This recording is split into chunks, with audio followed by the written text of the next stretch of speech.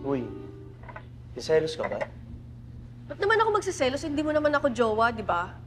Tsaka kung may bumibisita man sa'yo na ibang babae dito, di go. Ah, yun pala. Alam mo, Vanessa, hindi ka dapat magselos dun. Kasi Excuse me?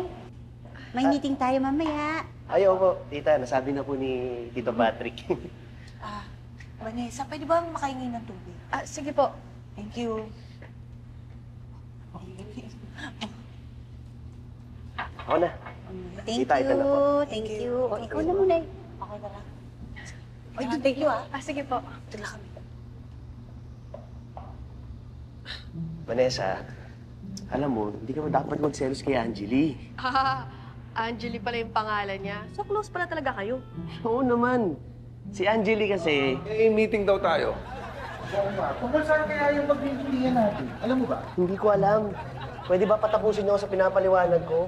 Anong patatapusin ng paliwanag? Eh, wala ka pa naman sinasabi sa amin. Kaya nga. Eh, hindi naman sa inyo eh. Sa kanya.